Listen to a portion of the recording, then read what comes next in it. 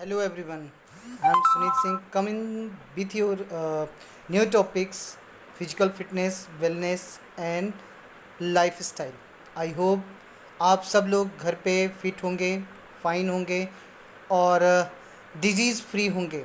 और आज आपका टॉपिक भी नया है और इसी से रिलेटेड है। So let's start this topic. First of all I want to talk with the meaning of importance of physical fitness, wellness and lifestyle. सबसे पहले बेटा हम लोग बात करते हैं फिजिकल फिटनेस के बारे में। फिजिकल फिटनेस आप याद रखिएगा, those things are related to our daily routine workout. Clear?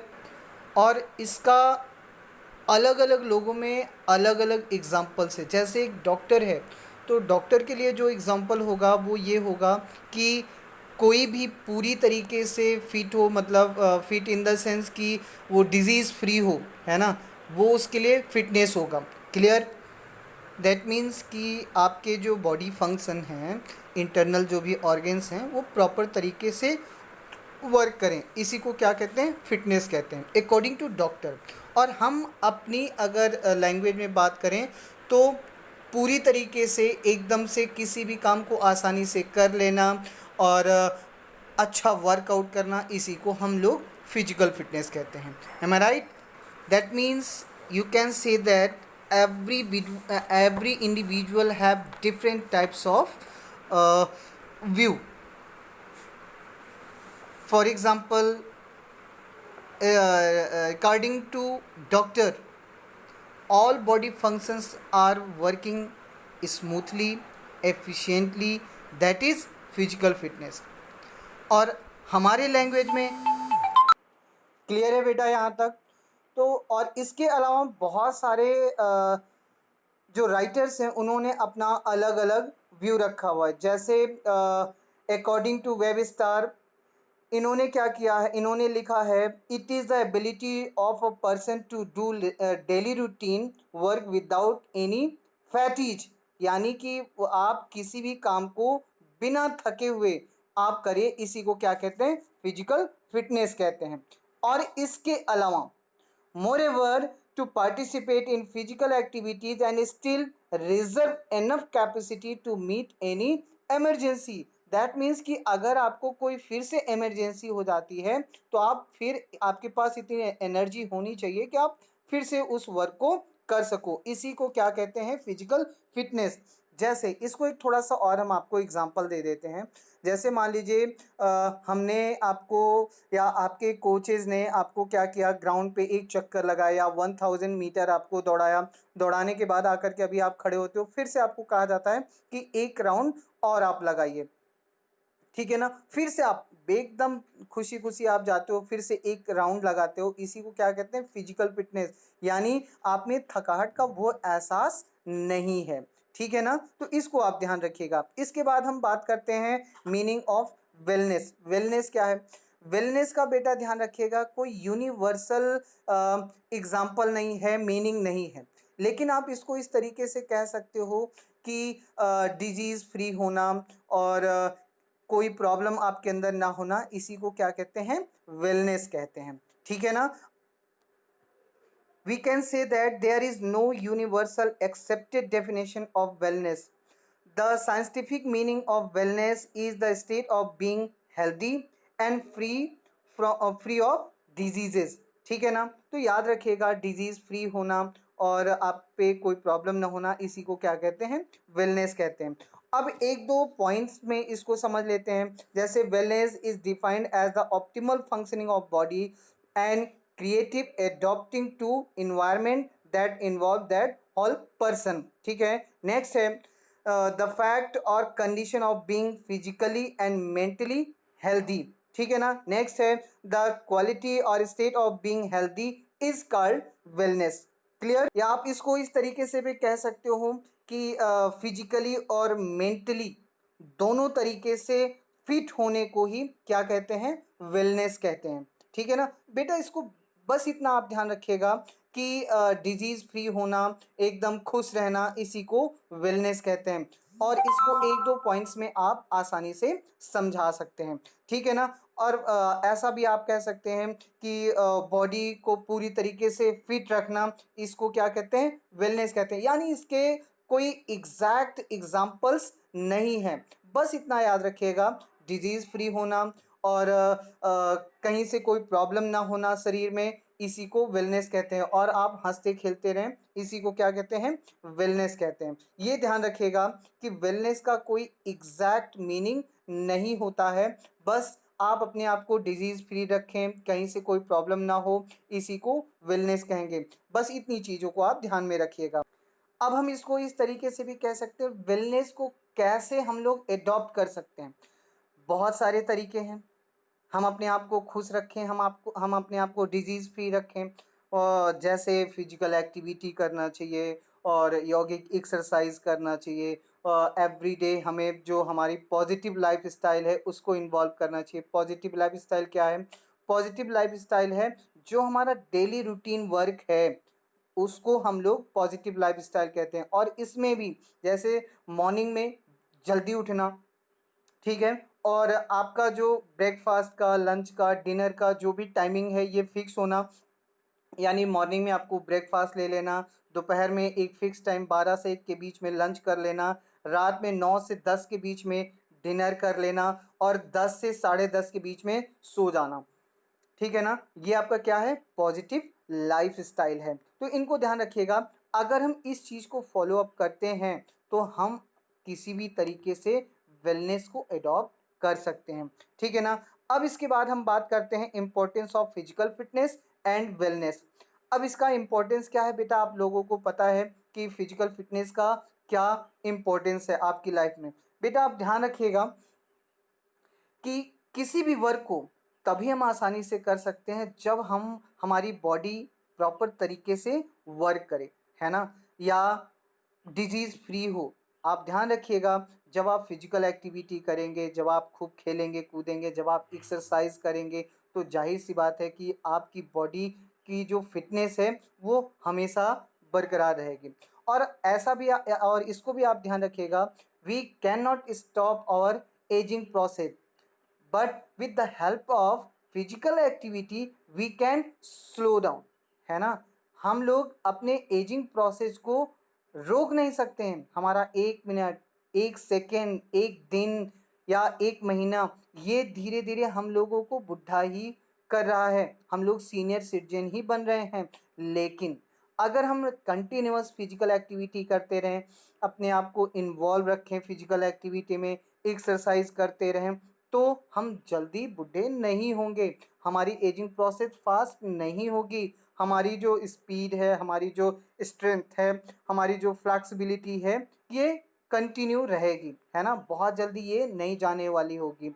आप इसको ऐसे भी समझ सकते हैं कि देखिए बेटा, जो सीनियर सिटीजन्स हैं, देखिए जो फिजिकल एक्टिविटी नहीं करते हैं, आप देखिए उनके अंदर, उनके पैर में प्रॉब्लम होगी, उनकी स्ट्रेंथ ख़त्म हो जाएगी, उनके बोन्स में प्रॉब्लम आएगी, उनकी फ्लैक्सिबिलिटी एकदम से वीक हो जाएगी, इस तरीके की प्रॉब्लम्स होते हैं, ठीक है ना। इसमें आपको कोई भी डाउट नहीं होना चाहिए। और याद रखिएगा कि जब हम लोग फिजिकल एक्टिविटी कंटिन्यूअस करते रहते हैं, है ना, तो बॉडी तो हमारी फिट होगी ही होगी, अपने आप ही वेलनेस इसमें इंक्लूड हो जाता है। क्योंकि क्योंकि हमने आपको बताया था कि जब आपकी बॉडी फिट होगी तो डिजीज़ फ्री होगी, और डिजीज़ फ्री होगी तो आपको कोई प्रॉब्लम नहीं होगा। और इसी को हमने अभी वेलनेस का जो भी एग्जांपल दिया था उसमें हमने बताया था कि वेलनेस इसी की एक कंडीशन को कहते हैं, ठीक है ना। और स्वामी विवेकानंद जी ने भी कहा था कि आज हमें वेद पुराण की ज़रूरत नहीं है, हमें ज़रूरत किस चीज़ की है, हमें ज़रूरत है खेल के मैदान की। क्यों, क्योंकि अगर हम फिट रहेंगे तो नए इंडिया को बनाएंगे, नए भारत को बनाएंगे, नए भारत का निर्माण करेंगे, ठीक है ना। तो इनका आप ध्यान रखिएगा। अब इसके बाद नेक्स्ट जो टॉपिक है वो आपका है meaning of life style. Life style क्या है, लाइफ स्टाइल बेटा आपकी जो लिविंग स्टाइल है, इसी को लाइफ स्टाइल कहते हैं। आपका जो जीने का तरीका है, इसी को लाइफ स्टाइल कहते हैं। क्लियर है। अब अगर हम लोग बात करते हैं डेफिनेशन के बारे में लाइफ स्टाइल का, तो हम इसको इस तरीके से कह सकते हैं, life style is a manner of living that reflect the person value and attitudes. ठीक है ना। और इसको एक दो लोगों के बारे में हम लोग बात कर लेते हैं। For example, according to American heritage dictionary, a way of life और style of living that reflect the attitudes and values of a person or a group। ठीक है ना। आपने आप इसको थोड़ा सा हम एग्जाम्पल के रूप में आपको बताते हैं बेटा। जैसे अगर आप साउथ में जाते हैं, है ना, तो वहाँ पे देखिए लोगों का जो कल्चर है, लोगों का जो उनका जो लिविंग स्टाइल है, वो देखिए अपन लोगों से जस्ट डिफरेंट है ना। तो वो उनका लिविंग स्टाइल है। हम लोगों में क्या है, हम लोग अपना जो भी ड्रेस कोड है वो अलग है, मॉर्निंग में उठने का और एक्सरसाइज करने का, है ना, ये हमारा लिविंग स्टाइल है। तो याद रखिएगा, लिविंग स्टाइल आपसे आपके जो डेली रूटीन है उससे रिलेटेड होता है, आपके कल्चर जो हैं उनसे रिलेटेड होता है। क्लियर। यहाँ से आप बिल्कुल भी कंफ्यूज मत होइएगा कि पॉजिटिव लाइफस्टाइल क्या है। अब हम बात करते हैं importance of healthy and positive lifestyle. ये हमारे लिए क्यों ज़रूरी है, हेल्दी लाइफस्टाइल या पॉजिटिव लाइफस्टाइल क्यों ज़रूरी है। ध्यान रखिएगा, अगर हम लोग कंटिन्यूअस, जो अभी हमने आपको थोड़ी देर पहले एग्जांपल्स बताए थे कि पॉजिटिव लाइफस्टाइल में कोई भी चीज़ का फिक्स टाइम होगा जो कि सही है। जैसे हमने कहा मॉर्निंग में उठना है, और आपका खाने का, आपका सोने का, आपका पढ़ने का, आपका खेलने का, हर चीज़ का अगर टाइम फिक्स है तो कभी आपको कोई प्रॉब्लम नहीं होगा, है ना। तो ये आपका क्या है, पॉजिटिव लाइफस्टाइल है। अगर आप पॉजिटिव लाइफस्टाइल को फॉलो करते हो तो सबसे पहले क्या होगा, सबसे पहले जो मेन इसमें आपको बेनिफिट मिलेगा वो है आपका इंक्रीजेज द लॉन्गेविटी, है ना। आपकी जो एज है वो बढ़ जाती है। अगर आप किसी काम को एक फिक्स टाइम पे करते हैं तो आपकी एज क्या है, वो बढ़ जाती है। सेकंड क्या है, इंक्रीजेज द एनर्जी लेवल।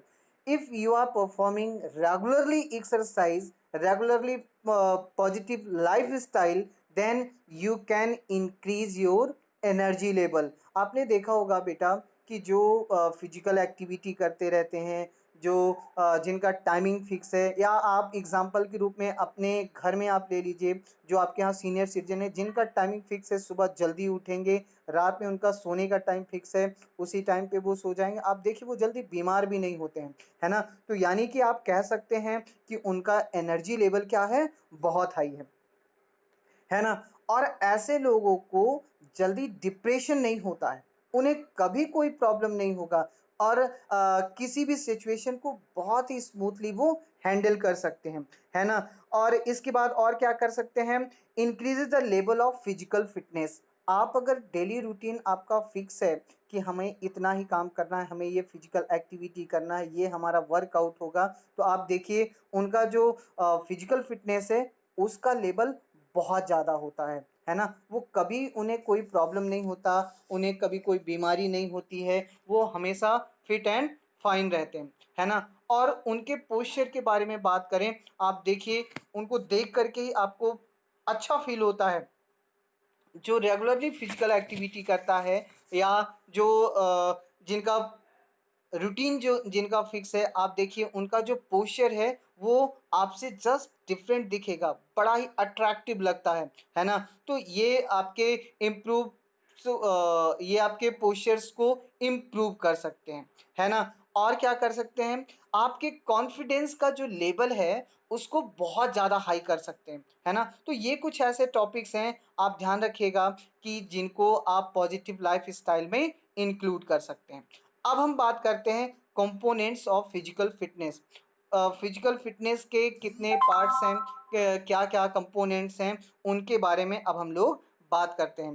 बेटा ध्यान रखिएगा, ये टॉपिक आपके लिए सबसे ज़्यादा इम्पोर्टेंट है। अभी तक तो हमने जो आपके लिए बात किया था फिजिकल फिटनेस का, वेलनेस का, पॉजिटिव लाइफस्टाइल का, इसको हम फिर से 2 मिनट में रिवीजन करा देते हैं।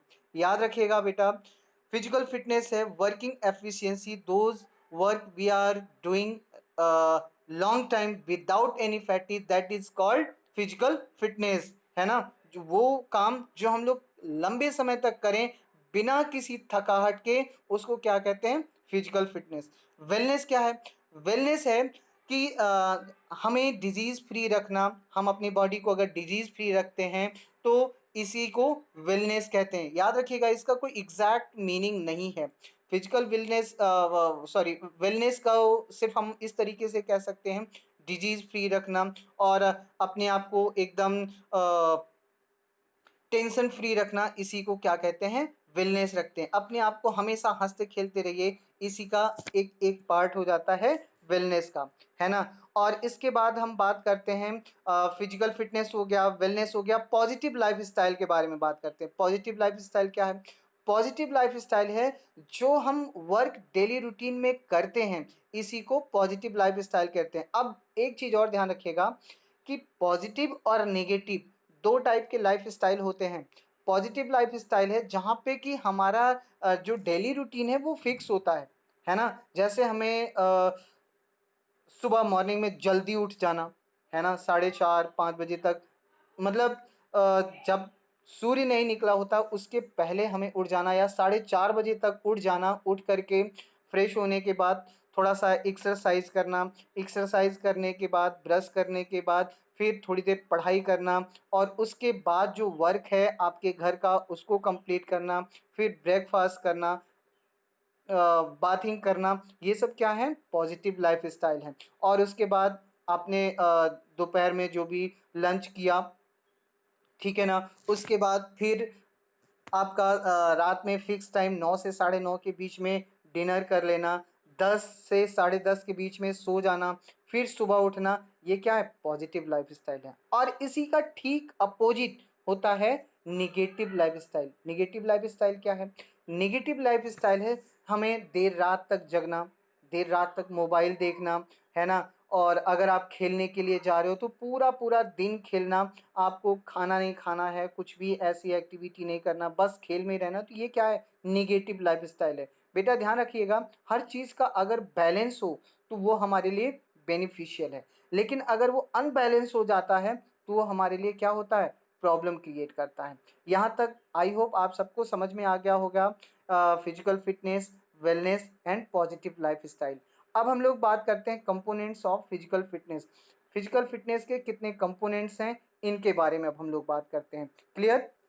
अब अगर हम बात करें कंपोनेंट्स ऑफ फिजिकल फिटनेस, तो बेटा आप ध्यान रखिएगा, डिफरेंट डिफरेंट गेम्स में डिफरेंट डिफरेंट पार्ट्स इन्वॉल्व होते हैं बॉडी के, है ना। जैसे अगर हम जिम्नास्ट करते हैं तो जिम्नास्ट में सबसे ज़्यादा डेवलपमेंट किस चीज़ का होता है, फ्लैक्सिबिलिटी का। बॉडी में अगर फ्लैक्सिबिलिटी है तभी आप जिम्नास्ट में पार्टिसिपेट कर सकते हो। या अगर आपने स्विमिंग करने की प्रैक्टिस स्टार्ट किया है, तो स्विमिंग में क्या होता है, स्विमिंग में आपका जो हार्ट है, आपके जो मसल्स हैं, ये क्या होते हैं, बिकम स्ट्रॉन्ग, ये क्या होते हैं, मजबूत होते हैं, है ना। और इनमें जो वर्किंग एफिशिएंसी है वो क्या होती है, बढ़ जाती है ना। और इस तरीके से जैसे अगर हम रनिंग की बात करें तो रनिंग में भी आपके मसल्स, आपके हार्ट, आपके लंग्स, ये क्या होते हैं, स्ट्रांग हो जाते हैं, है ना। तो इन सब चीज़ों को ध्यान में रखिएगा। अब इनको हम अलग अलग पार्ट में आपको डिफाइन करके बताते हैं। सबसे पहले स्ट्रेंथ की बात करते हैं। स्ट्रेंथ क्या है? स्ट्रेंथ बेटा, अगर हम स्ट्रेंथ की बात करें तो strength is the ability of the muscles to overcome resistance, ठीक है ना। इनको आप ध्यान में रखिएगा कि जो ताकत होती है, जो ताकत होती है, ये हमारे मसल्स के थ्रू, जो पूरे मसल्स मिल करके जो ताकत लगाते हैं, इनके थ्रू जो भी मसल्स के थ्रू जो भी ताकत पैदा होती है, उसी को क्या कहते हैं, हम स्ट्रेंथ कहते हैं, है ना। आप इसका हम एग्जांपल भी देते हैं, जैसे वेट लिफ्टिंग है। वेट लिफ्टिंग में जब आप वेट उठाते हो तो आप देखिए आपके सारे मसल्स पूरी तरीके से मिल करके उस चीज़ को, उस चीज़ पे वर्क करते हैं, तभी तो वजन आप उठा सकते हैं। या किसी चीज़ को आपको फेंकना है, दूर तक फेंकना है, तो जब तक पूरे शरीर की ताकत नहीं लगती है तब तक आप उस चीज को, उस ऑब्जेक्ट को दूर तक नहीं थ्रो कर पाते हो। तो ये क्या है, ये आपकी स्ट्रेंथ है। यहां तक मुझे लगता है कि आपको प्रॉब्लम नहीं होगी। या आप इसको इस तरीके से भी कह सकते हो, strength can also be defined as the amount of force a muscle और a muscle group can exert. Clear है ना। और इसको हम लोग मेजर्ड किस में करते हैं, पाउंड में करते हैं, है ना। याद रखना कि आपसे ये एक एक नंबर के क्वेश्चंस पूछे जा सकते हैं। इन सारे क्वेश्चंस में आपको 1 मार्क्स के क्वेश्चन ज़्यादा मिलेंगे। क्लियर है। या आप पाउंड्स में या डाइंस में आपका स्ट्रेंथ मेजर किया जा सकता है ना। अब स्ट्रेंथ को भी हम दो प्रकार से डिफाइन कर सकते हैं, एक तो है डायनेमिक स्ट्रेंथ, दूसरा है स्टैटिक स्ट्रेंथ। क्लियर है ना। Dynamic strength and static strength. अब बेटा डायनेमिक स्ट्रेंथ क्या है। डायनेमिक स्ट्रेंथ में ध्यान रखिएगा कि जब हम इसमें एक्सरसाइज करते हैं तो हमारी बॉडी का मूवमेंट दिखाई देता है ना। एकदम स्पष्ट आपको मूवमेंट दिखाई देगा। जैसे आप पुशअप्स कर रहे हो, पुलअप्स कर रहे हो, चिनअप्स कर रहे हो, है ना। तो इसमें आप देखते हैं कि आपके बॉडी का मूवमेंट एकदम क्लियर दिखाई देता है। और अगर हम स्टैटिक स्ट्रेंथ की बात करें तो यहाँ पे आपका मूवमेंट डायरेक्ट नहीं दिखाई देता है। बस अगर इसको अगर हम एक एग्जांपल के तौर पे देखें तो जैसे वेट लिफ्टिंग है, तो वेट लिफ्टिंग को हम इसमें इंक्लूड कर सकते हैं। क्लियर है ना।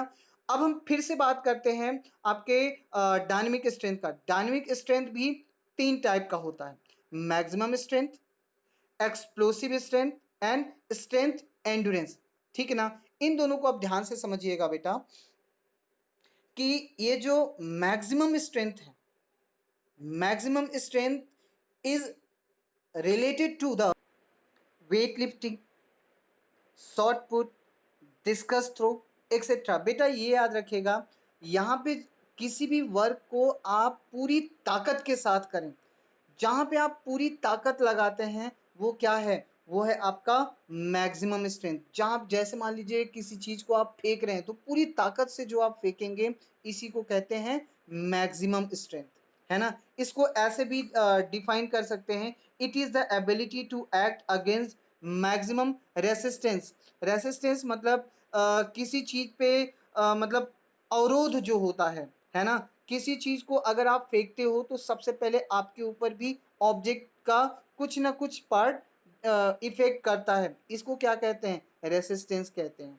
ठीक है ना। तो ये ध्यान रखिएगा, जहाँ पे हम पूरी ताकत से किसी चीज़ को दूर तक फेंकते हैं उसको क्या कहते हैं, मैक्सिमम स्ट्रेंथ। जिसके पास जितनी ज़्यादा ताकत होगी वो उतना ज़्यादा दूर तक किसी भी चीज़ को फेंकेगा। जैसे हमने कहा कि जैवलिन थ्रो हो गया आपका, डिस्कस थ्रो हो गया आपका, शॉर्ट पुट हो गया, ठीक है ना। तो ये सब चीज़ें क्या हैं, ये सब हैं मैक्सिमम स्ट्रेंथ। अब हम बात करते हैं एक्सप्लोसिव स्ट्रेंथ। एक्सप्लोसिव स्ट्रेंथ में सिर्फ एक चीज़ आपको ऐड करना है, मूवमेंट, है ना, या स्पीड। स्पीड आपको आप इसमें इंक्लूड कर दीजिए, बाकी सारी चीज़ें सेम टू सेम होंगी, है ना। याद रखिएगा, किसी चीज़ को अगर हमें दूर तक फेंकना है और उसमें अगर स्पीड को इंक्लूड कर दिया जाए, आपकी बॉडी का मूवमेंट इंक्लूड कर दिया जाए एज अ फास्टर रेट पे, तो वो क्या होगा, एक्सप्लोसिव स्ट्रेंथ हो जाएगा। जहाँ पे हम किसी चीज़ को सिर्फ फेंकने की अगर बात होगी, दूर तक अगर फेंकना है तो वो क्या है, मैक्सिमम स्ट्रेंथ है। लेकिन किसी चीज़ को अगर दौड़ करके हमें फेंकना है तो वो क्या हो जाएगा, एक्सप्लोसिव स्ट्रेंथ हो जाएगा। इन दोनों में बेटा ध्यान रखिएगा कि जहाँ पे सिर्फ स्ट्रेंथ की बात होती है तो उसको हम लोग सिर्फ इतना कर सकते हैं, किसी चीज़ को ज़्यादा दूर तक फेंक देना, है ना। लेकिन अगर उसमें हमने स्पीड को इंक्लूड कर दिया तो वो क्या हो जाएगा, एक्सप्लोसिव स्ट्रेंथ हो जाएगा, है ना। तो ये याद रखिएगा। और इसमें भी जैसे हमने अभी इसके पहले जो मैक्सिमम स्ट्रेंथ था उसमें हमने एग्जांपल दिया था, discus throw, shot put throw, javelin throw. तो उसमें हमने सिर्फ थ्रो कहा था, है ना। लेकिन अब हम इसमें बात करते हैं, इस चीज़ को जब हम दौड़ करके किसी चीज़ को फेंकते हैं तो वो क्या हो गया, एक्सप्लोसिव स्ट्रेंथ हो गया, है ना। ये ध्यान रखिएगा, जहाँ पे हम सिर्फ किसी चीज़ को सिर्फ फेंकने की बात करते हैं तो वो मैक्सिमम स्ट्रेंथ है। लेकिन अगर किसी चीज को हम दौड़ करके फेंकने की बात करते हैं वो एक्सप्लोसिव स्ट्रेंथ हो गया, है ना। यहां तक आपको क्लियर है। नेक्स्ट हम बात करते हैं स्ट्रेंथ एंड्योरेंस। स्ट्रेंथ एंड्योरेंस क्या है? एंड्योरेंस मीन्स होता है क्षमता, वर्किंग एफिशिएंसी, वो चीजें जो हम काफी देर तक वर्कआउट करते हैं, इसी को क्या कहते हैं? एंड्योरेंस कहते हैं। जैसे हमने आपको बताया कि जिनके पास ज्यादा ताकत होगी किसी भी वर्क को करने के लिए, है ना, जैसे मान लीजिए आपको 10 किलोमीटर, 20 किलोमीटर या 1600 मीटर आपको अगर दौड़ना है, अगर आपके पास वो क्षमता है, वो एंड्योरेंस है, तभी आप कर सकते हैं। याद रखना बेटा, एंड्योरेंस भी डिपेंड करता है आपके मसल्स फाइबर पे, है ना। मसल्स फाइबर क्या है? मसल्स फाइबर बेटा आपकी बॉडी में दो टाइप के मसल्स फाइबर पाए जाते हैं, fast twitch fibre and slow twitch fibre. अब फास्ट ट्विच फाइबर क्या है? Fast twitch fibre are producing more force and slow twitch fiber are producing less force है, ठीक है। तो आप ऐसा कह सकते हैं कि जो फास्ट ट्विच फाइबर है जहां पे हमें ज़्यादा ताकत मिल रही है वो स्पेशली उन स्पोर्ट्स पर्सन में पाया जाता है जो कि 100 मीटर, 200, मतलब जो भी शॉर्ट रेसेज हैं उनमें जो पार्टिसिपेट करते हैं वो क्या है? आपका फास्ट ट्विच फाइबर है, ठीक है ना। स्लो ट्विच फाइबर ये भी आपको ताकत प्रोड्यूस करता है, स्ट्रेंथ प्रोड्यूस करता है, लेकिन धीरे धीरे प्रोड्यूस करता है ना। अभी ये आपसे कलर भी इसका पूछा जा सकता है, तो ध्यान रखिएगा फास्ट ट्विच फाइबर का जो कलर होता है वो होता है वाइट, और जो स्लो ट्विच फाइबर है उसका जो कलर होता है वो होता है रेड, ठीक है ना। तो ये बिल्कुल ध्यान में रखिएगा, ठीक है ना। अब हम बात करते हैं एंड्योरेंस का। अब इसमें हमने आपको रनिंग बता दिया कि जो ज़्यादा देर तक आप दौड़ते हैं, या रेसलिंग जहाँ पे आप ज़्यादा देर तक कुश्ती लड़ते हैं, ये पार्ट किस चीज़ के हैं? स्ट्रेंथ एंड्योरेंस के, जहाँ पे आप किसी चीज़ को ज़्यादा टाइम के लिए करते हो, ठीक है ना। स्टैटिक स्ट्रेंथ हमने आपको बता दिया था कि जहाँ पे आपके बॉडी में मूवमेंट होता हुआ नहीं दिखता है उसको स्टैटिक स्ट्रेंथ कहते हैं, ठीक है ना। जैसे हमने आपको वेट लिफ्टिंग का एग्जाम्पल दिया था, ठीक है ना। या इसको इसको अब नापा किस में जाता है? इसको नापा जाता है डायनमोमीटर से, ठीक है ना, कि आप में कितनी स्टैटिक स्ट्रेंथ है, तो इसको डायनमोमीटर से इसका मेजरमेंट किया जाता है, ठीक है ना। अब हम बात करते हैं स्पीड। स्पीड को बेटा आप ध्यान रखिएगा। अब स्पीड को हम इस तरीके से भी कह सकते हैं, स्पीड में be defined as the ability और capacity of the individual to perform movement of the same pattern as a faster rate. मतलब किसी भी काम को वो बहुत तेजी के साथ कर सकता है या करता है, उसी को क्या कहते हैं?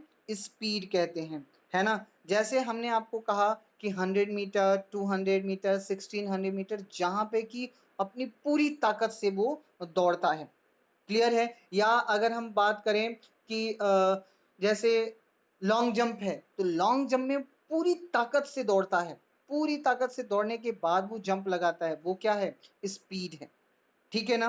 तो ये चीज़ आप ध्यान रखिएगा। इसके बाद हम बात करते हैं आपका एंड्योरेंस। एंड्योरेंस में हमने आपको बताया था वर्किंग एफिशिएंसी, जो हम लोग काफ़ी समय के लिए वर्कआउट करते हैं, इसी को क्या कहते हैं? एंड्योरेंस कहते हैं। अब स्पीड में भी आप फास्ट ट्विच फाइबर और स्लो ट्विच फाइबर को इंक्लूड कर सकते हैं। जैसे हमने अभी आपको थोड़ी देर पहले बताया था कि fast twitch fibre are producing more force and slow twitch fibre are producing less force, है ना। तो जिनके पास फास्ट ट्विच फाइबर होगा तो जाहिर सी बात है कि वो स्प्रिंट रेसर होगा, है ना। और जिनके पास स्लो ट्विच फाइबर होगा वो क्या होगा? वो लॉन्ग रेसर होगा, लॉन्ग डिस्टेंस रेसर, है ना, जो लंबी दौड़ की दौड़े दौड़ता है, ठीक है ना। तो ये ध्यान रखिएगा, इनको आप यहाँ पे इंक्लूड कर सकते हैं। इसके बाद हम बात करते हैं एंड्योरेंस की। और बेटा याद रखिएगा कि एंड्योरेंस को हम लोग with the help of physical activity, with the help of exercise, with the help of regular activity we can increase it, है ना। हम इसको बढ़ा सकते हैं एंड्योरेंस को, है ना। लेकिन स्पीड को हम लोग उतना नहीं बढ़ा सकते हैं, क्योंकि it's totally we can say that it's depends upon our genes. अगर हमारे पेरेंट्स में वो चीज़ें हैं तो हो सकता है कि वो स्पीड हमें भी मिले, है ना। लेकिन स्पीड हम अपने तरीके से बढ़ा नहीं सकते हैं, या इसको हम उस लेवल तक नहीं लेकर के जा सकते हैं। लेकिन एंड्योरेंस को हम लोग बढ़ा सकते हैं। अगर हम रोज एक्टिविटी करते हैं, रोज एक्सरसाइज करते हैं, रोज हम लोग एक्टिविटी में इन्वॉल्व रहते हैं, तो एंड्योरेंस को हम लोग बढ़ा सकते हैं। ठीक है ना। अब एंड्योरेंस भी कितने टाइप का होता है, long term endurance and short term endurance. Long short term endurance क्या है? शॉर्ट टर्म एंड्योरेंस जैसे मान लीजिए ये होता है कि कुछ समय के लिए आपको ज़्यादा दौड़ना पड़ सकता है, जैसे फुटबॉल हुआ, हॉकी हुआ। इसमें जब तक आपके पास बॉल है तब तक तो आप उसको लेकर के भागेंगे, ठीक है। जैसे ही आपके अपोजिट टीम को बॉल मिल जाती है, या आपने अपने प्लेयर को पास कर दिया, उसके बाद आप क्या करते हो, अपनी पोस्ट की तरफ वापस आते हो। या अगर आपको लगता है कि हमारा प्लेयर उस समय नहीं है, तो आप बॉल के साथ में भले ही आगे बढ़ते हो, अदरवाइज आप चले आते हो। ये क्या है? Short term endurance. Long term endurance क्या है? लॉन्ग टर्म एंड्योरेंस है जहां पे आप उस वर्कआउट को काफी देर तक करते हो। जैसे हमने कहा, लंबी दूरी की रनिंग, है ना, लॉन्ग डिस्टेंस की जो भी रेसेस होती हैं वो इंक्लूड होते हैं लॉन्ग टर्म एंड्योरेंस की। अब हम बात करते हैं फ्लैक्सिबिलिटी। फ्लैक्सिबिलिटी क्या है? फ्लैक्सिबिलिटी का सीधा सा एग्जांपल है, flexibility is the range of movement of joints. ठीक है ना।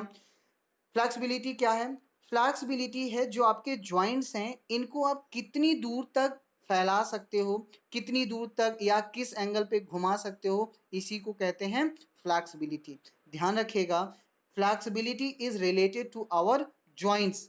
याद रखना बेटा कि जॉइंट्स के अलावा हम अपने बोन्स को कहीं से भी मूव नहीं करा सकते हैं। कुछ ऐसे भी जॉइंट्स हैं जो हम मूव नहीं करा सकते, जैसे हमारे सर का जॉइंट्स है ना, ये भी तो जॉइंट्स है, इसको हम लोग मूव नहीं करा सकते हैं। बाकी जितने भी जॉइंट्स हैं उन सबको हम लोग मूव करा सकते हैं। अब इस अगर हमें फ्लैक्सिबिलिटी अपनी बढ़ानी है तो हम कैसे बढ़ा सकते हैं? दो टाइप से बढ़ा सकते हैं। अब इसको हम लोग दो दो तरीके से कह सकते हैं, passive flexibility and active flexibility. Passive flexibility क्या है? पैसिव फ्लैक्सिबिलिटी है जहां पे हम किसी की हेल्प लेकर के उस चीज को परफॉर्म करते हैं, वो क्या है? Passive flexibility. जैसे हम लोग अगर स्ट्रेचिंग करते हैं, स्ट्रेचिंग में अगर हम अपने पैर का किसी के हेल्प लेकर के उसमें कुछ खिंचाव कराते हैं, तो ये क्या है? Passive flexibility. और एक्टिव फ्लैक्सिबिलिटी क्या है? जहां पे कि हम खुद ही परफॉर्म करें, खुद ही उस एक्टिविटी को करें, इसी को क्या कहते हैं? Active flexibility. ठीक है ना। और ये भी क्या है? ये भी दो टाइप की होती है। सॉरी, एक्टिव फ्लैक्सिबिलिटी भी दो टाइप की होती है। कौन कौन सी? Static flexibility and dynamic flexibility. ठीक है ना। अब हमने बात किया स्टैटिक फ्लैक्सिबिलिटी का। स्टैटिक फ्लैक्सिबिलिटी कहाँ पे इन्वॉल्व होता है? जहां पे कि कोई भी प्लेयर एक जगह फिक्स हो, ठीक है ना, और एकाएक उसको परफॉर्म करना है, तो वहां पे स्टैटिक फ्लैक्सिबिलिटी होता है। जैसे जब कोई स्टार्ट लेना होता है ना, किसी गेम को आप खेलने, जैसे रनिंग है, रनिंग में अगर आपको स्टार्ट लेना है ना, और या आपको डाइविंग लगानी है, तो ये क्या है? स्टैटिक फ्लैक्सिबिलिटी है। जैसे आपने क्रिकेट वगैरह में देखा होगा कि जो स्लिप पे या पॉइंट पे जो भी प्लेयर्स होते हैं, देखिए वो पोजीशन में हमेशा होते हैं, एकाएक उनको डाइव लगाना पड़ता है, ये क्या है? स्टैटिक फ्लैक्सिबिलिटी है। और इसके बाद हम बात करते हैं डायनेमिक फ्लैक्सिबिलिटी। और ये कब होता है? जब या तो वो चल रहा हो या फिर दौड़ रहा हो, यानी कि उसकी बॉडी में मूवमेंट हो, इसी को कहते हैं डायनेमिक फ्लैक्सिबिलिटी। यहाँ तक अगर किसी को कोई प्रॉब्लम होगी तो बेटा आप मुझे कमेंट बॉक्स में दे सकते हैं। ठीक है ना। अब इसके बाद है, हम बात करते हैं कोऑर्डिनेटिव एबिलिटी। कोऑर्डिनेटिव एबिलिटी क्या है? कोऑर्डिनेटिव एबिलिटी है बेटा coordination between your muscles, veins, ठीक है, इन सब से रिलेशन, ये इन सब से कोऑर्डिनेशन करना ही कोऑर्डिनेटिव एबिलिटी है। फॉर एग्जांपल जैसे एक अभी इनसे हट करके आपको एग्जांपल देता हूँ। जैसे कोई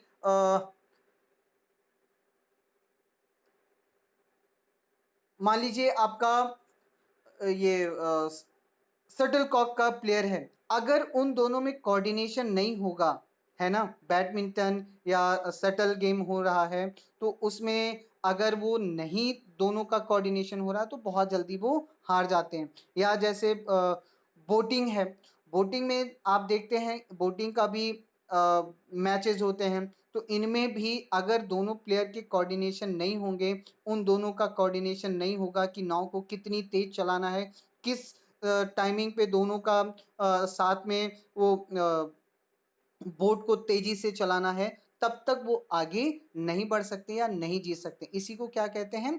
कोऑर्डिनेटिव एबिलिटी। क्लियर है?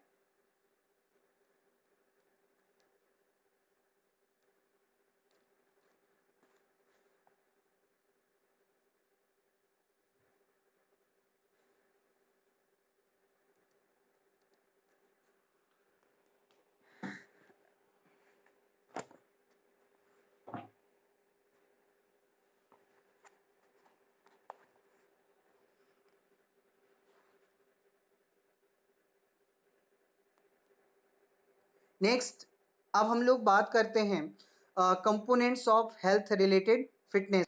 अब बेटा हेल्थ रिलेटेड फिटनेस क्या है? वो सारी चीज़ें जो कि हमें करना चाहिए। जैसे अगर नहीं करना चाहिए तो हमें बैड हैबिट्स नहीं रखने चाहिए, जैसे स्मोकिंग, ड्रिंकिंग, इन सब चीज़ों को नहीं करना चाहिए। प्लस रेगुलर एक्सरसाइज करना चाहिए, प्रॉपर न्यूट्रिशन लेना चाहिए। ये सब क्या है? ये सब हेल्थ रिलेटेड फिटनेस हैं। अब इनमें भी बहुत सारी चीज़ें, बहुत सारे एग्जांपल्स हैं जिनके बारे में अब हम लोग पॉइंट टू पॉइंट बात करेंगे। सबसे पहले हम बात करते हैं कार्डियोवास्कुलर एंडुरेंस। ठीक है ना? कार्डियोवास्कुलर एंडुरेंस क्या है? कार्डियोवास्कुलर एंडुरेंस है जहाँ पे हम किसी भी चीज़ को, है ना, या हम इसको इस तरीके से कह ले रहे हैं कि जो हमारा कार्डियोवास्कुलर एंडुरेंस है, जो हमारी जो कार्डियोवास्कुलर क्षमता है, वो अ, हम ज़्यादा देर तक किसी भी वर्क को कर लें। जैसे ज़्यादा दूर तक दौड़ना है, ज़्यादा देर तक एक्सरसाइज करना है, एरोबिक एक्सरसाइज करना है ज़्यादा देर तक, इसको क्या कहते हैं? कार्डियोवास्कुलर एंडुरेंस। अब इसका बेनिफिट क्या है?